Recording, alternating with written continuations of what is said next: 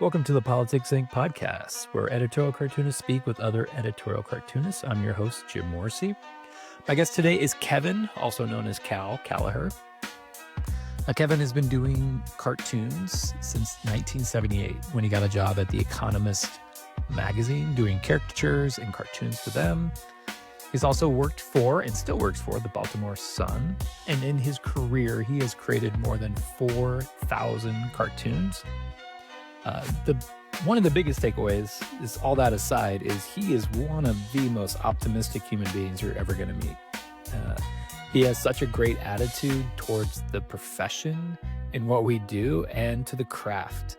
And I've never heard anyone really break down what an editorial cartoonist does quite like Cal. So I was completely inspired and motivated after my conversation with Cal. I hope you enjoy it as much as I did. So welcome, Cal. Appreciate you joining me today on Politics Inc. Before we get into it, I was really curious. One of the reasons I started this whole podcast this year is being a political cartoonist. I'm always curious what the future looks like for political cartoons. And I have to say, you're one of the most optimistic cartoonists I've ever come across, where you've been doing this for so long, whether it's the Economist or the Baltimore Sun, your animations, all the different ways you're doing it. What do you see the future? Because you have such an optimistic view. It actually gave me a little bit of new life and kind of fanned the flames of hope for me that this crazy thing we do as political cartoonists can actually have a future beyond what we see today. So could you just help me understand or maybe share your vision of where you see political cartoons going in the future?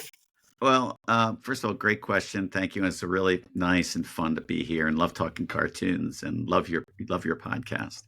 Thank you. So, well, if you do the numbers, it's easy to get depressed about what's going on. You know, where I was president of the Association of American Editorial Cartoonists back in, I think, the mid-90s. And we would have conventions that would have 300 people.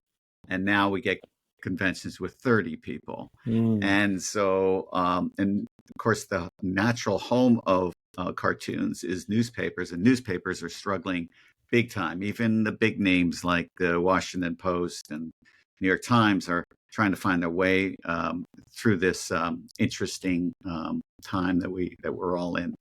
So, well, the thing about the political cartoons, and I think that one thing that's probably worth considering is that in due course we will probably evolve our title from an editorial cartoonist to being a satirical, a visual satirist, perhaps is the best way to say it.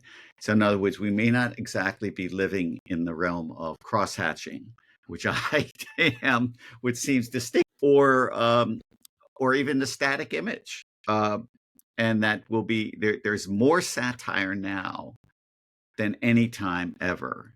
And satire, I think, is really healthy for democracies and free speech everywhere.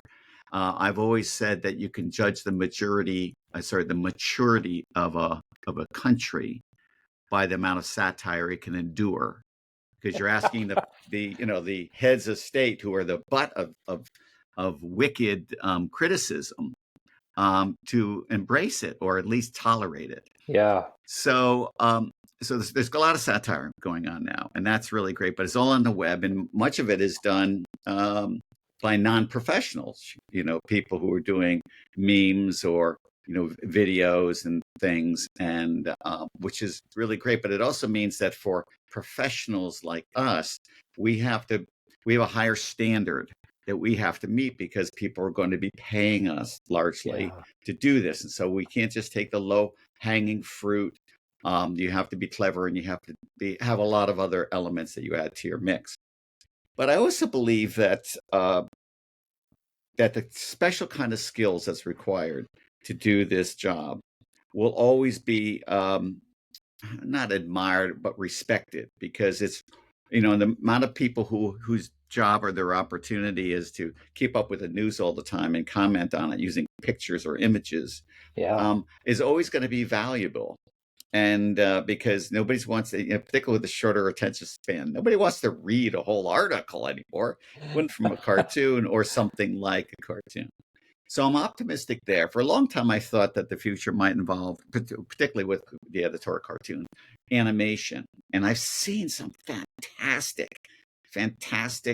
political animation. The crux there is that animation takes a longer amount of time, or at least man and woman hours, so Yeah. that it's harder to do a daily version of something there. But there is certainly some great opportunities in there. Who knows, of course, what AI might provide for us in this regard. But it is something that I think is going to be interesting. And it's a little bit like when radio came around. So radio was, TV was coming around. Radio was not, eliminated. It was marginalized, but it all had a space. And that's why, even what we're doing now is a kind of a form of radio. It's an audio rather than a visual way of displaying information. So I think that cartoons are always going to have a place. Yeah. We might have a narrower place or less of an impact. But as we discovered in the last general election here in the U.S., that legendary media, that major newspapers, major networks, and so on, are themselves losing influence as it gets more sort of marginalized. It's balkanized. All the people are gathering information from many other places. So the cartoons are like all the other parts of this legacy media, that their influence on the society might be diminished from where we were 100 years ago. But there's always going to be a place for it. That's a long answer for your very simple question. I love it. I love it. Well, no, because I think in many ways you've been ahead of the curve with what you've done. When you were at The Economist, you did an animated spot of like Margaret Thatcher for The Economist, and it was brilliant little piece you did of like a 30-second piece of the good guys and the bad guys and the fighting, and it was just, again, your style, the cross-hatching, but it was all animated. And then I know you also took that into, you had a John McCain animated style too during the 2008 election. So it seems like you've always had your finger on the pulse. So that's one of the reasons I wanted to ask, because you always seem to have a sense of what's next. And I've seen that kind of unfold in your career. Speaking of your career, who are the early influences on your work? Because you didn't start out as a quote unquote traditional political cartoonist. You started out as more of a caricaturist, doing caricatures and building that repertoire up. And then it led into, it sounds like, a job or a career doing more political cartoons. So could you just take me through your early influences? Yeah, sure. Of course, my first influence was maybe the influence of many, and that was Dr. Seuss. And what I loved about the Dr. Seuss as a young child, but also actually my mom was still giving me Dr. Seuss books when I was in college. So is that when you open up the page, you get a feeling that you're looking into a new world. You're not looking at a page, you're invested in a new world. And that kind of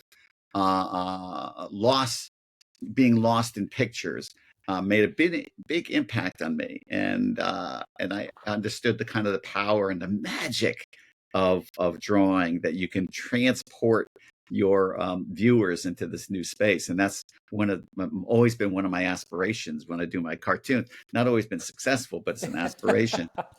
and so he was a great, profound influence.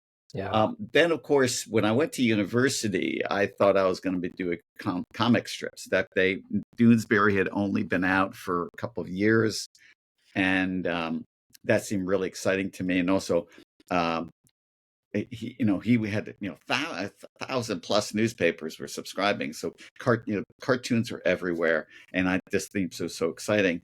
And furthermore, when I was in high school, I had the great honor to be to work at the Museum of Cartoon Art, that was at that time in Greenwich, Connecticut, and then it moved to Rye, New York. And I just lived up the road in Norwalk, Connecticut. And I would volunteer there once or twice a month. And I got a chance to meet other cartoonists, and I got to meet get to hold cartoons and realize that you could actually, make a living of doing something like this and be able to, it didn't seem like they're foreign creatures. I was actually meeting some cartoonists. So that of course, that's not a person, but that experience greatly Yeah. influenced my perspective on the world of cartoons. But then when it came to drawing, I was influenced early days because I was doing caricatures, as you point out. I started doing caricatures on the streets in Cambridge, Massachusetts. I didn't charge anybody because I was so bad. I was just getting people to sit down for me. And of course, I get all sorts of weird characters wanting to sit down and talk to me. But I was at college and I discovered Hirschfeld, right? Okay.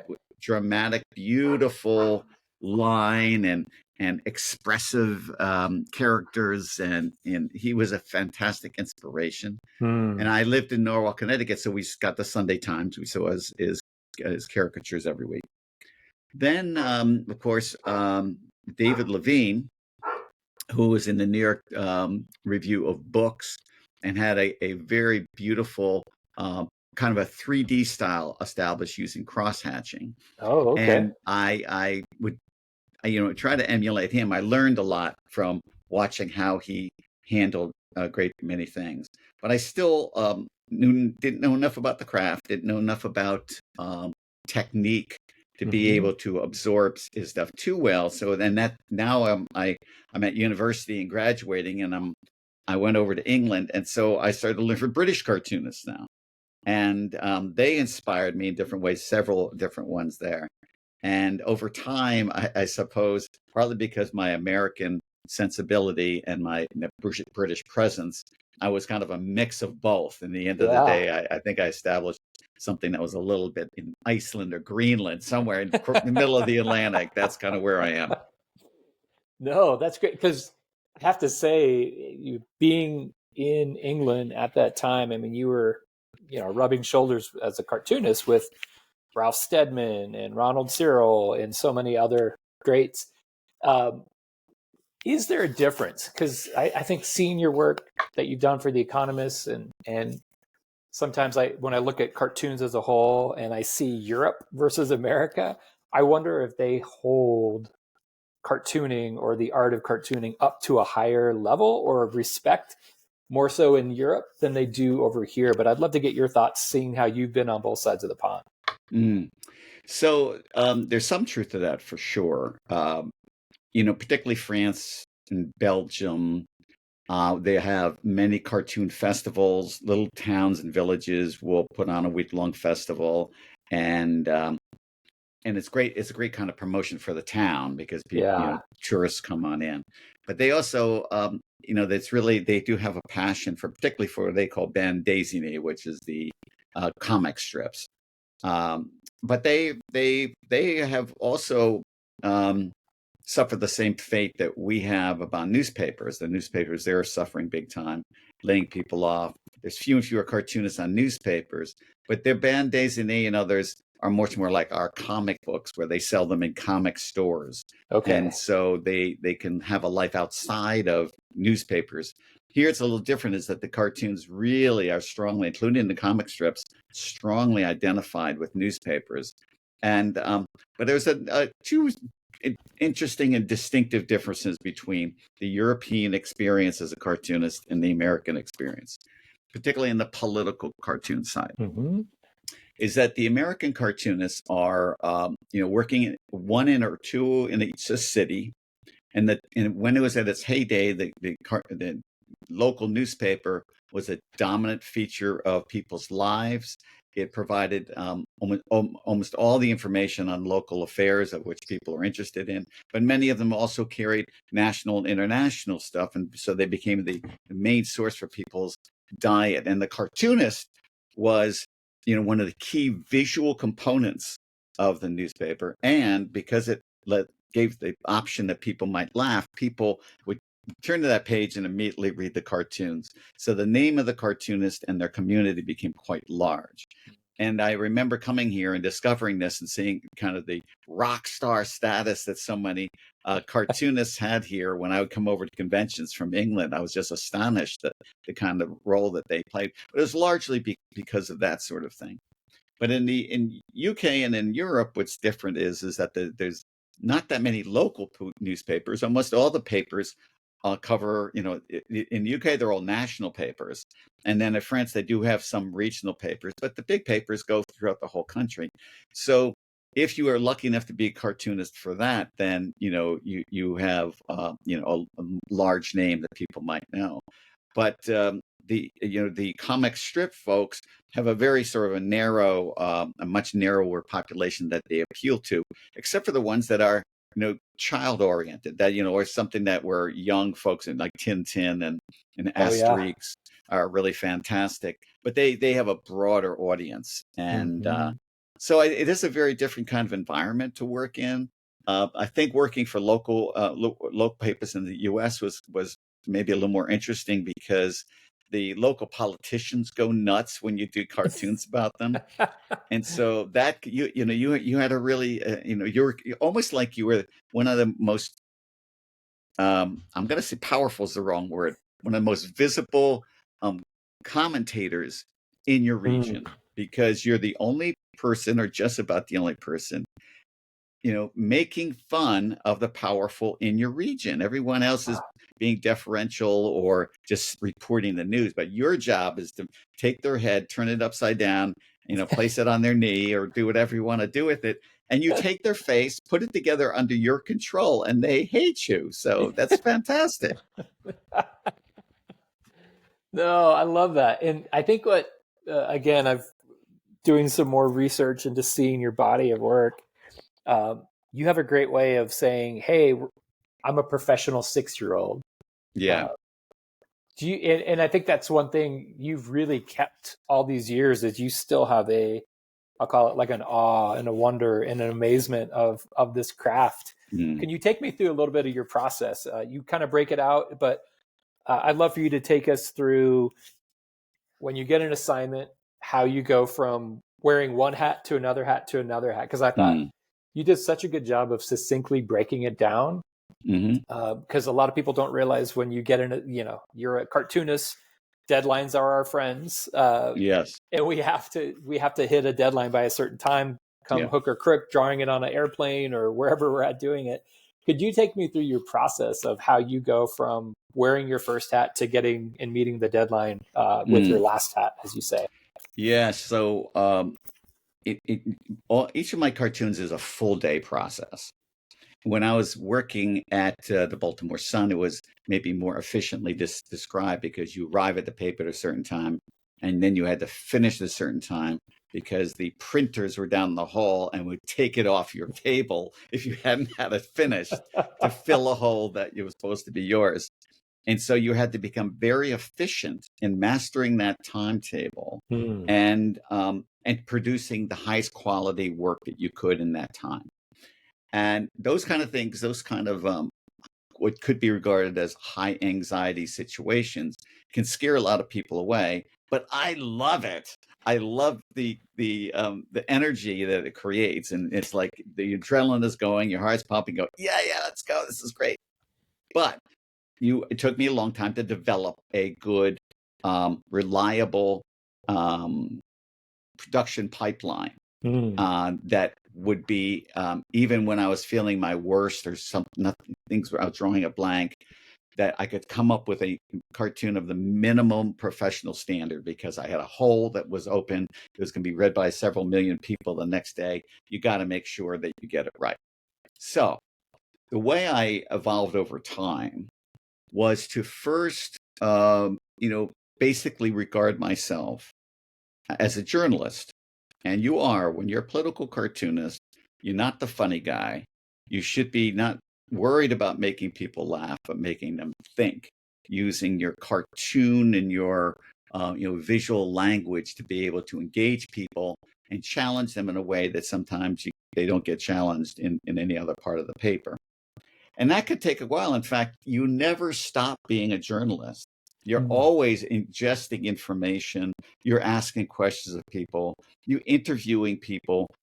When you're home, you're watching the news. When you're driving, you're listening to the radio. And now with the web, of course, you can cruise everywhere and get all sorts of information.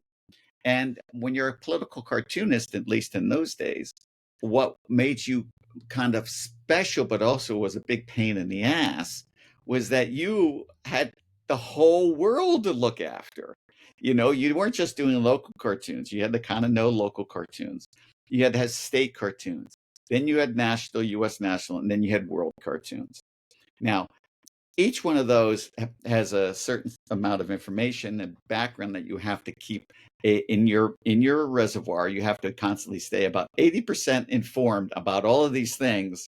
And then when it's, big story breaks, you can then concentrate on that more, learn more about it, call the people you think that it should be, can give you interesting information, and then get on with it. So that takes, that would take me from whenever I start until about at least 11, because if I don't have a cartoon idea by 11 or 11:30, I do start getting a little nervous because, it takes me a long time to finish them. Anyways, so now I first I establish a subject, something that I think is worthwhile commenting on. And I want to do it in a way that's going to be a little interesting. Now, I've published 11,000 cartoons. I try to do a different one every time, different approach, but that gets more challenging over time. But I think that was always been my goal, is to push yourself and try to find interesting ways to convey things. So if, let's just say, we get to 11:30, and now I not only just have the rough cartoon, which I've done in sketching, now I have to take this rough idea, which if I showed it to you now, Jim, or anybody else, they wouldn't understand. It looks like complete gibberish in pictures. I would then have to refine that to a level where it's going not just ready to be inked, but it's the almost finished pencil version is what I show to my editor. Because if I showed them stuff before, they wouldn't know what's going on there and so on. But if I give them something that's really clear and they can see what's going on, and I usually try to have that to them by about 2. Okay. And at that time, if that cartoon is okayed, which is almost always is, but occasionally you have situations where it's a little tricky. But I then have about 3 to 4 hours to ink the cartoon. And for me, if anyone's familiar with my work, you can understand why, because there's 10,000 lines in my cartoons. Yes. I mean, there's just a lot of cross-hatching. And I love doing the lettering. And to me, that delivery from a journalist to becoming an artist, in between there is you're wear the hat of the satirist, because you're coming up with your cartoon idea and you got a commentary I'm on. Now I got to think of a funny way of saying it. And then you wear the hat of the artist. And that's a whole another world where I'm, sitting there cross-hatching in a zone, preparing it. And I love the artwork. I just love doing it. So I pour myself into it. And then at near deadline, of course, life gets pretty crazy. And so I have to make choices. Do I draw that one or do I draw that? That will take too much time. Anyways, that's roughly how it goes. And then here, of course, these days when I'm working at home, scan it myself, get it into Photoshop, and then I clean it up. And I make all sorts of adjustments, try moving the balloons up, moving them down over here, enlarging them, push them. And when I'm doing caricatures these days, also the computer is very helpful, where let's just say if we took you, Jim, and I was drawing a caricature of you, I'll say, what do we look like if his nose was bigger? So I just enlarged the nose. Oh yeah, that's too big. This big. Okay, that's okay. and so you got a chance to play around, which I used to do with drawings, but now I can do it quicker on a computer. Yeah. No, and I think when that process, I've never heard it put so succinctly and so I don't know, beautifully in a way, because as a cartoonist, I never really identified each of those different touch points of journalists, commentators, satirists, artists, and wearing all those hats on one project. It's such a great way of, I guess, for me, solidifying, oh yeah, that's what goes through the process from beginning, middle, and end. Sure. Um, I guess with your process now, do you still have editors you share your work with, or is it just, hey, we trust you, you've got tons of credentials, we don't need, or you don't have too many gatekeepers for your work anymore? Um, I do have gatekeepers in that no paper will run my cartoon if they don't want to. In other words, it's up to them, Yeah. and they're the final barrier to printing. And so in some ways, I still have this bar that I have to reach where I have to present something to them that is of a minimum journalistic standard. It's not, racist or sexist. Mm-hmm. Um, and it fits in, particularly for the Economist, it's got to be of a certain standard for their highly educated audience. And so the Economist is one particularly where, I will send my cartoon directly to the editor of the Economist. And I don't send her a variety of cartoons. I mean, this is one thing that I think I've been lucky at now. At least it's like, all right, here's my idea for this week. And occasionally they'll say, we're doing 3 other stories on that same subject this week. Can you try something else? And, I might have something else that I started working on. I'll bring that up and then we'll go with that one. And I appreciate their input too, because they're cartoon consumers too. So when they look at it, they can tell me if it's working or not, or I didn't quite Yeah. understand that. Oh, if you put the balloon over there, it would be a little bit better. And so I go, sure. And I understand that as a really good give and take. Mm-hmm. Baltimore Sun, they give me a lot of leeway. I mean, they almost always take. In fact, I don't even think they never, have turned me down. I think I had one cartoon turned down from them. Oh yeah, this is a great one. Back in George H.W. Bush Ooh. was running for president. So it was at 92 or something, right? Yeah, early 90s. Yeah. Yeah. And the cartoon was, and this is a cartoon one I can describe, and for the audience out there, they'll get it. Imagine a baby, okay, with a diaper on. The diaper end of the baby is facing the camera. And the baby is actually Uncle Sam. So when the baby is turning its head toward the camera, you see the hat. On the diaper, it says it has the poster of bush quail plastered on the diaper. And the caption was, "Time for a change." So they thought, Wow. I don't know, I'm We've not come so a sure. long way. I mean, it's funny that almost seems mild compared to what's out there Yeah, these days. But that's right. yeah, And it's no, mild by what would in UK you can use much more strident cartoons. Yeah. yeah. Can you take me back to when you got the job at The Economist? How did you get your Mm. foot in the door, and what was that process like? Being an American, being a cartoonist, and how did that whole process go? Because you did such prolific work, and not only the cartoons on the inside, but you did so many covers. And when I think of The Economist, I think, red, white, just beautiful, simple. But then I always think of your covers with the cross hatching and, the watercolor, and very handmade. And it felt very elegant and smart. Could you just take me through how you got the job and then how the career kind of unfolded for you there? Well, Jimmy, I have been a really lucky guy. When I tell you this story, I can't believe it myself. So if anybody hears this and they don't believe it, let me tell you, it's a crazy story. I was graduating from university, and I immediately, 1 week after getting my diploma, I was on a plane to England to lead bicycle tours of American teenagers. They would go on for 5 weeks, go around England, Scotland. There's various different tours, but I had one group, and um, when the tour finished, they all hopped on a plane, went back, but I really didn't have anything particular to do. But I thought this would be a great opportunity for adventure, so I started to cycle around England and Wales, and then eventually was cycling around Ireland. When a letter found its way to me, chased me around Ireland, and a letter was from the Brighton Basketball Club, and they were looking for Americans to play for them. And I'd played on my, a club team at college, and they they said, if 2 foreigners were allowed on each team, they give you a job. They would set you up, do all this sort of stuff. It sounded really fun.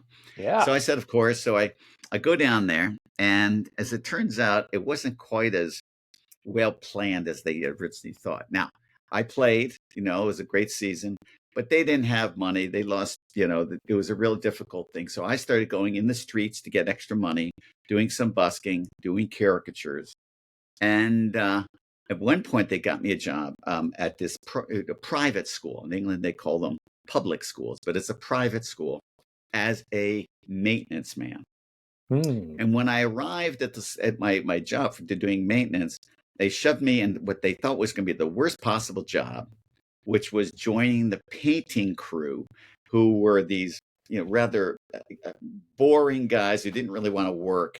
And they sent me to the art department at this public school, where I had to scrape wallpaper, and then for hours and hours, and I was getting paid like $1 an hour. I mean, I'm thinking, I came over to play basketball, I'm scraping wallpaper, what the hell is this? Yeah.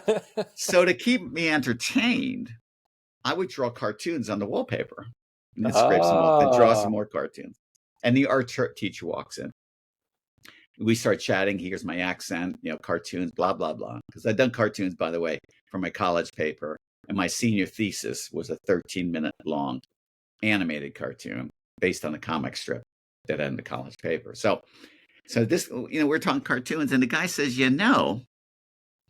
one of the fathers of the kids in my art class runs an advertising studio in London.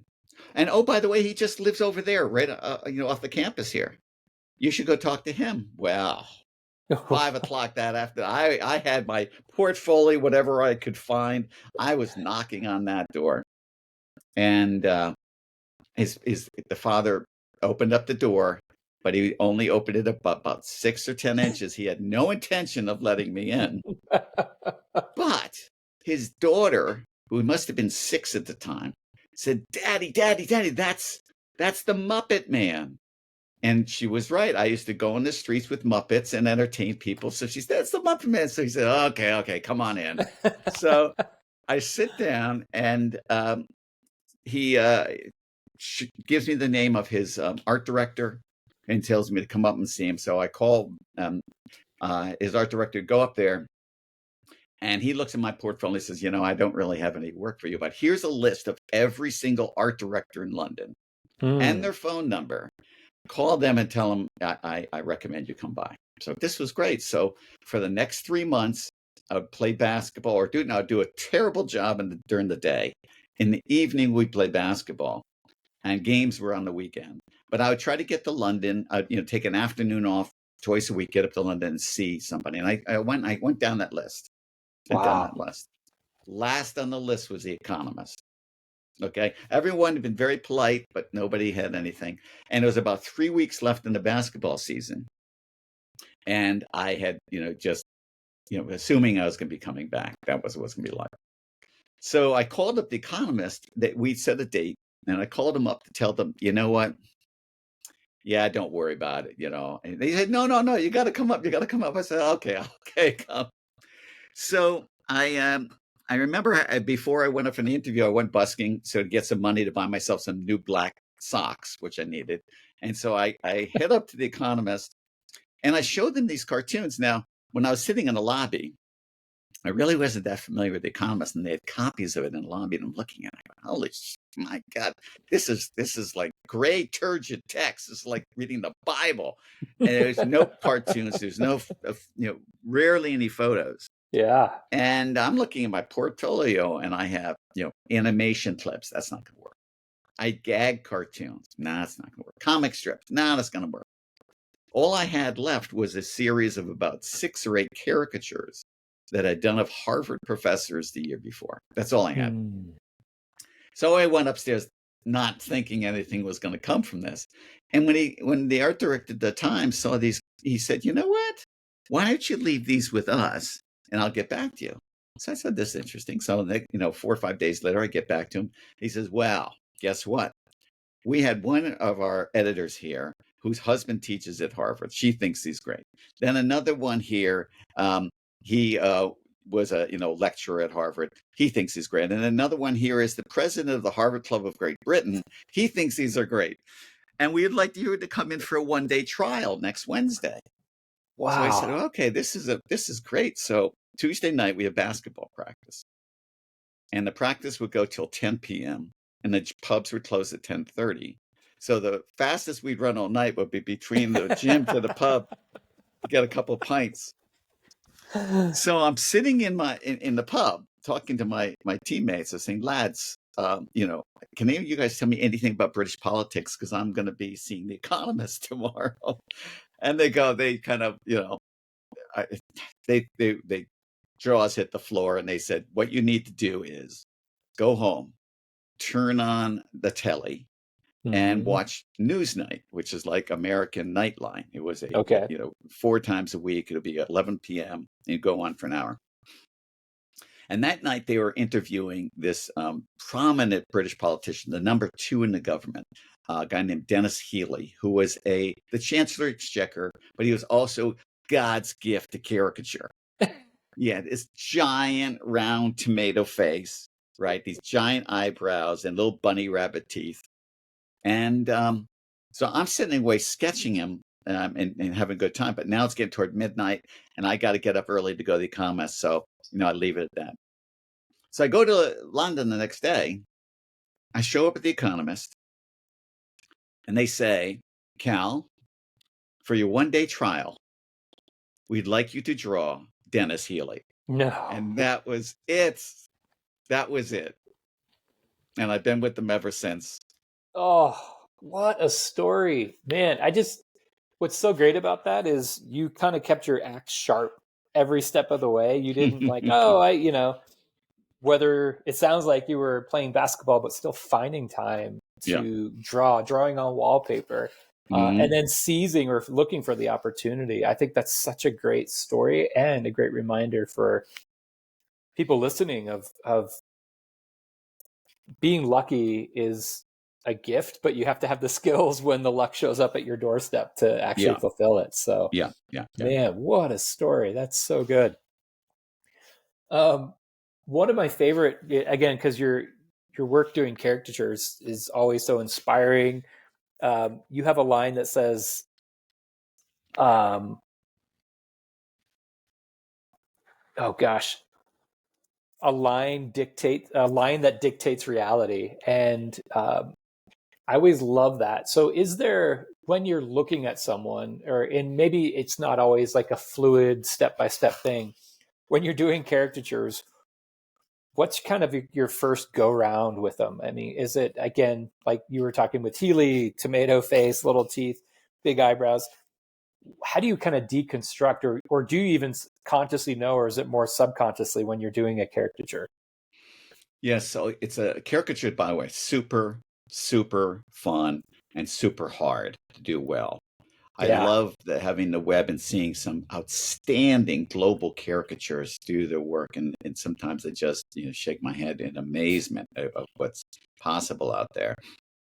And many caricatures, I think, start with the same premise. It's rare that you just get a line and you start going and you capture it. In fact, for me, I know for certain, anytime that I'm doing the caricature of a new person, I never get it right in the first time. Mm. Right? What you got to find the face. You get familiar with the face, and then you get in and you start pulling bits out and pull them together, see what's working, what's not working. So at my advanced stage here, where I've been doing this for 40 plus years, one of the great things that you garner with that experience is that you've seen most faces. And what I mean is you've seen certain shapes, you've seen certain looks, and you've got a good idea of what equation will probably work for breaking that face down. Yeah. So you got that going for you. But the fun bit is that all of our faces are made up with lots of shapes that make our face distinctive. And the key one, of course, is the shape of the head. And it's the reason why you can recognize somebody from a distance or from Mm. behind is the shape of the head. So you really play around with that shape, and then you start dropping other shapes in. But you're also working, at least for me, in a kind of chronological order. It's not eyes first, nose first. I try to imagine when my eyes are set upon somebody, where do they go first? Hmm. And the eyes like dance around a fast, really around a, dance around a face really fast in order to try to get that sense of recognition. I want to follow that path because my eyes are moving, and you sort of say, this is kind of where we got to start, and then move down here and that sort of thing. But the other thing is that there's different types of caricature. So somebody, when I get to know somebody's face, I can draw them in lots of different ways. And I don't mean just change the angle of them. I mean, I can do, I guess, what we'll call an 80% caricature or 10% caricature. And a Yeah. 10% caricature looks like, it is much more like a portrait with just a little bit of distortion. And 80% is like, Ralph Steadman, Gerald Scarfe, gigantic Yeah. exaggerations, and everywhere in between. So when when I do one of my political cartoons and it's got a caricature inside of it, those caricatures tend to be much more on the exaggerated side than I would if I was just doing a portrait caricature of somebody. But at the same time, what happens? We've drawn Trump 1,000 million times. Every time I do him, I try to do him a little bit different according Mm. to how it fits in with the cartoon. So I don't know if I've answered your question, but that was kind No. of a little observation. Yeah. No. I think what was so great about that is I've never really thought about that process, and it sounds like you're keenly aware of what do you notice when you first notice someone's face, because I think Yeah. that's such a it sounds like you have such a good observation not only of the world but an observation of how you operate in the world, which is Mm-hmm. again a great way of kind of breaking down the art form of what you do. So I Mm-hmm. think that, again, amazing way of seeing the world and seeing how you see the world. I think that's such a great takeaway. So that was spot on. Thank you. Well, it's also one thing about caricature, like so much art, is a huge amount of failure, Hmm. right? Would you think this is going to work, and you start drawing it, and you get down that road a little bit, and you go, no, I'm not, and then you have to scrap it and start from the top. And when you're doing it on a tight deadline, like I described earlier, then you have to get really efficient about that. And so that you learn to quickly realize, are you on the right track or not on the right track, because you don't have time to play around with it. But the caricature thing is a little bit like jazz music, right? Yeah. Because there's improvisation, and I love improv theater too, and I think it's partly they're in the same ballpark, in that you start with a baseline of music for jazz, and then Hmm. there's people start to drift off the melody, and then they either come back to it, or sometimes they're so far out you can't even tell what the melody is. But that's what the same with caricature, and that's why there are so many caricature styles. Once you get down that path, everybody draws slightly differently, and Yeah. they get their own signature, their own handwriting in the caricature. And I cannot look at enough caricature. It just so fascinates me. It's so much fun. Yeah. No, it's such. I even think the way you described it too, as it's not always it's a caricature or it's not. There's certain degrees, and Yeah. then it goes back to the beginning of the conversation. So much depends on when you've got a deadline of 5 o'clock when they take it off your desk and go to the printer. Mm. You have to get it right. So do you have a regular practice, like during your downtime, of studying faces, drawing new politicians, or even like I think what was really important and valuable what you said is you're always finding new ways to draw like a Donald Trump that doesn't Mm. feel like, oh, it's an easy muscle memory. I got it. Yeah. Here he is. Um, do you have a discipline or a practice of drawing new faces, or particularly new faces for politicians, because that's always like table stakes for cartoonists, Yeah. but finding new ways to put a wrinkle or a change or a little something different in to the typical people we draw all the time? Yeah. So for a long time, I would actually make little clay statuettes, caricatures Hmm. of the heads of the politicians, partly because it got me to look at their faces and see the shapes, and then build it together. And then it also helped me if I needed to draw a politician from a different angle. I just take my figure and turn it, and then I could see. And these were just the heads. And Yeah. some of them were quite big, got to be about 12 inches tall, but most of them were kind of the size, twice the size of a softball, that kind of thing. And that helped me out for a long time. These days, I probably need that a lot less, partly because I think that I'm imagine that in my head. But I do still draw with that in mind, particularly Mm. if I'm going to be trying to be creative and move ahead in the drawing to an angle that I'm not familiar with seeing them.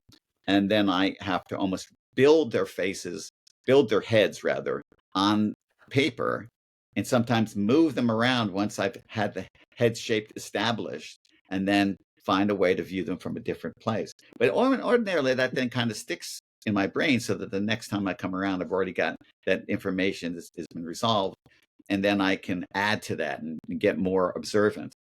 Um, instead of actually drawing, I'm finding these days to be a more valuable experience is going on photograph searches to Mm. find pictures that really tell the story of that person right now, or it's a picture that really lights up your brain. And it's more than just doing a Google search of Donald Trump, because you can't tend to get a lot of the same sort of stuff. It's finding those other ones that reveal things. And I'm searching all the time. And back in the day, before the internet, we just cut out pictures out of newspapers and magazines. We made Yeah. folders, and that was the way that we drew people. Yeah. No, that's so good. And it's so, when you said building clay, I love that execution that you would do something like that. It reminds me, there was that TV show back in the 80s, Spitting Image. It Yep. was really big. Yeah. Where they Mm. had all those big models of, and I think maybe they were even real suits too, of different Oh yeah, politicians, both yeah. American and British. So yeah. Um, what, I guess, just as thinking about the future, I know you kind of talked about what that looks like for so many. What advice would you give someone who's just getting into the business, who maybe, again, I've heard you talk about this. Maybe they didn't grow up looking at cartoons, but they grew up looking at memes, or they grew up looking at animation, and that's their form. But being a satirist, what advice would you give someone, whether they're writing for a late night TV show, or they're want to strike out and actually, get a dip pen and start doing a political cartoon? What advice would you give them? Just knowing the landscape and seeing everything you've seen change over time, what would you tell them? Oh boy, that is such a good question. Um, because it seems to me that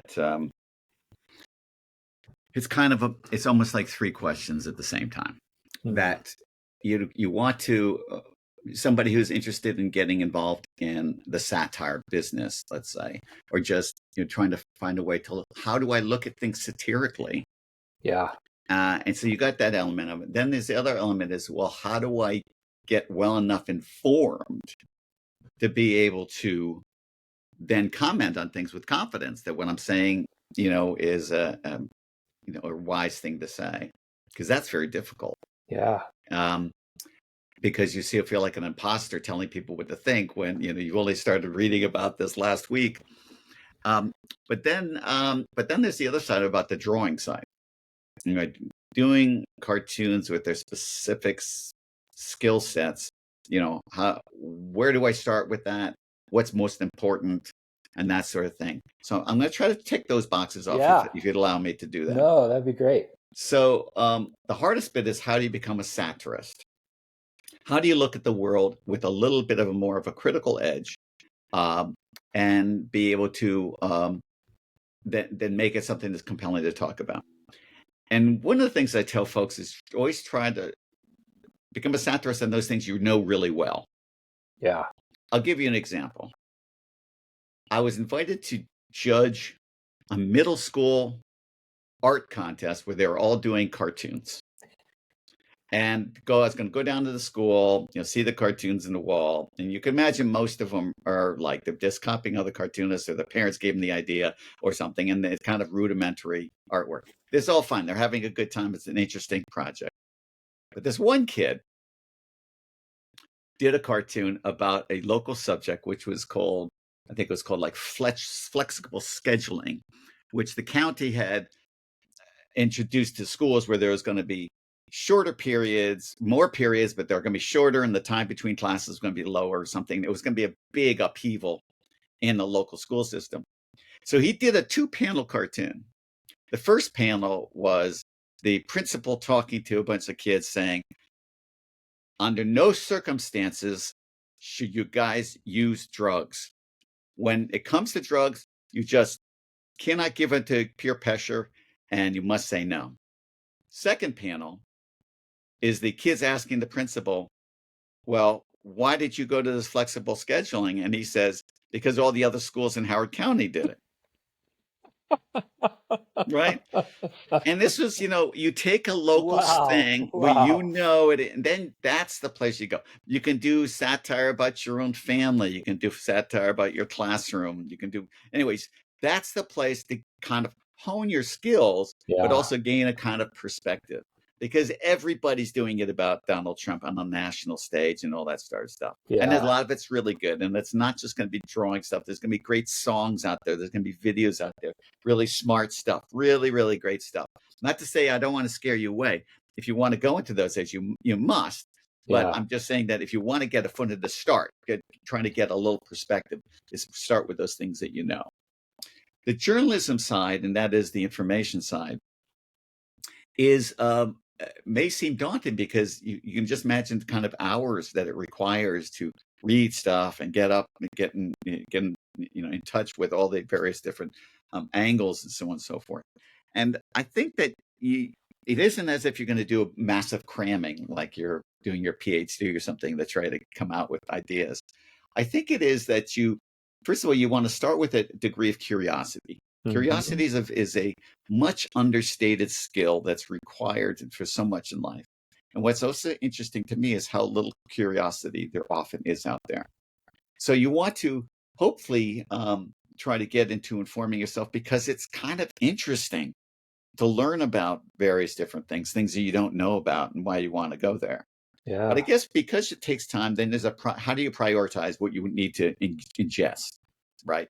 You just can't start reading stuff everywhere because it would take you years. You'd never sleep to Yeah. get all the information you'd be required. So that's when either people get very well curated, social networks where they're reading or hearing about from lots of different people's perspectives. I would highly recommend reading The Economist. It's kind of a succinct way to get, lots of information. You don't have to read it cover to cover. I don't read it cover to cover, but there's interesting articles all along the way, and you can get Yeah. online. You can get a student, subscription online and things like that. And then finding interesting thinkers to follow.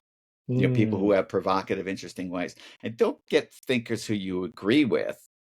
Find some other people in other places that are a little bit different. And I grew up in a Republican household. My parents were Republicans, but they're more Reagan Republicans. But my mom loved listening to Rush Limbaugh.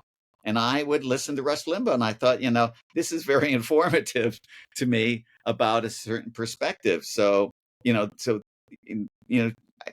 don't. I mean, I'm asking an awful lot for people to do all this reading and listening and so on. But if it's fun, if you're curious, Yeah. I think even if you don't become a satirist or cartoonist, it makes you a better citizen. So I think that's all good.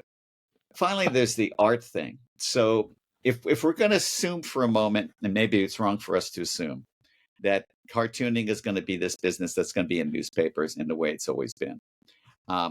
Then it's really important to look at all the other cartoonists who you like who's doing well, because they're working on composition, they're working on word balloons, they're working on calligraphy, and they're working on caricature. So you got all of these other elements to consider.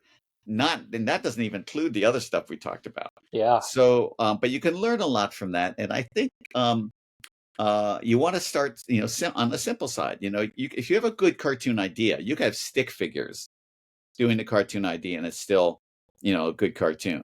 So always start with trying to get as strong an idea as you can. Then you have to draw where you're comfortable, right? But the more you draw, the better you're going to get. And Mhm. remember, every cartoon you do is a practice for your next cartoon. So you're not going to get it right 100% in this one, but it's good to try and push yourself. But you're going to Yeah. do a lot of failure. It's going to be a lot of failure. I tell you what, my early cartoons were rubbish. So I mean, yeah, but I learned a lot, man. I tell you what, you do learn a lot, and by and a little bit like I said before, hopefully it still will be fun doing it. I mean, it'll be frustrating for sure. Let me tell you, it will be frustrating because you want to draw a cow and this cow looks like a horse. Nothing you could do. So I say, keep at it. Enjoy your research, learning other cartoonists and what they're doing, and then of course, best way, listen to this podcast. Thank you for the plug. I love Yeah. that. No, this has been great. I have just one final question because I feel like I've learned so much from personally. I've learned so much just hearing you and again doing my research. But this is just a treasure trove. How do you stay motivated? I think that's the amazing thing is all the cartoons you've done, all the covers you've done, all the politicians you've seen come and go. What gets you excited to get out of bed and put pen to paper and think? And those processes you just talked about are magical in the sense of knowing your subject matter, being curious about what's out there and not just, I saw it on Twitter or I saw it here or I saw it on X. That sense of curiosity is really important. And then the craft is really important. But what gets you out of bed? I mean, doing this all these years, you still feel so enthusiastic about it. Mm-hmm. And I think the big thing, just seeing your work and getting to know you more, is there's a sense that cartoonists can be cynical and the world isn't going the way I wanted. I thought my cartoons would reshape the world. And that's like the cynical side of things. And critical. And critical is just, as you said, we have a job to do. It's not your job to make someone laugh. It's your job to make someone think, which I think is spot on. But what gets you excited and keeps you motivated doing this? Because you just feel like a fountain of youth with your work. Well, I appreciate that. It's certainly something I aspire to do. It doesn't take much to remind me how privileged one is to first, you're making a living drawing. Somebody's paying you to make drawings, right? To play with pen on paper. Then you have to throw the word cartoon in there. It gets even more ridiculous. Somebody's paying you to make cartoons. But the other side of it is that you've got this blank piece of page, this square in whatever publication you are, and the privilege that somebody's given you that space to utilize it, and that it's your responsibility to give it your very best shot, right? So you start there that, how lucky I am to do this. So you go in and don't complain or get on with it. So you start from there. But I think one of the key areas that really excites me still is that I've gotten to be I'm not going to say a news junkie, that sounds wrong, but I'm very engaged with the news as a history of decades has enlightened me. And it's a huge privilege to have that as the main thing you've got to do. Is that there's so many issues right now. Our society, our world is kind of at a flex point. I mean, maybe not a flex point since before World War II. Who knows which way this is going to go, but we are in the middle of something important. And I remember growing up in this in the cartoon business, that you always longed for this chance to be kind of a central figure doing these great cartoons that will be in history books in the future. And wow, this will be great. But now I'm in those kind of situation. I'm thinking, this is not fun, right? Because you're not thinking about trying to make the great cartoon as much as you're trying to get a real point out there that you really hope is going to help shape people's opinion, maybe. Yeah. So I think the fact that there's so many tricky and bad things out there, and I get to vent my spleen, it probably is a therapeutic, saves a lot in therapy bills because you get it all out in paper. So I think that is a large part of it. Is like I come in, motivated to try to engage people, and then the last thing I over my life, I've been an entertainer. I've done a lot of stage stuff and performing, and cartooning is like performing.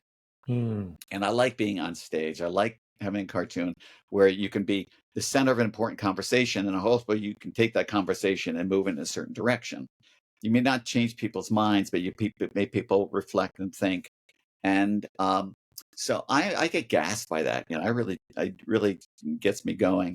And then the last thing I'm going to say is that you heard me say before, caricatures is super fun. There's a lot in this business now that's now fun for me.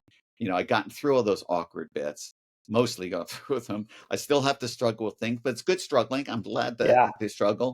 And right now I'm doing a graphic novel, huge struggle because it's a whole new world for me. But so I love that kind of challenge. It's a delicious challenge to have those sort of things. It makes you feel alive, gets you going. I love drawing. So it's a great package, man. If I ever complain, would you just come over and slap me? Because this is just the best. Oh, Cal, no, you, like I said, a fountain of youth and a fountain of optimism. Just having talked to several cartoonists and I guess even going on my own journey, there are some days you're like, oh, what is going on in the world? And to kind of see, the point we're at in history right now, we don't know what's going to happen, but to be people and to use our skills and to, as you said, even be cartooning or being cartoonists is kind of radical in a sense of what we're doing. And I love the perspective you have on this too, that we get to do this, and it's a privilege and an honor to take up this square once a week or however many times to get our point out there, to get people to think. And you said it best too. It's like the Mary Poppins, as like we got to help put the spoonful of sugar to help the medicine go down. We got to take our humor, our art, our perspective to get these big topics to boil down, to make them fun and to make them palatable. So no, this was great. I really appreciate you taking the time to meet with me, and thank you for being an inspiration too. I think it was just a good wind in my sails right now. And I hope other cartoonists, other people listening to this can also see just what optimism and a bright light you put on the future for cartooning and cartoonists, that there is hope out there with this craft that we all do. So thank you very much, Cal. Here. Thank you so much, buddy.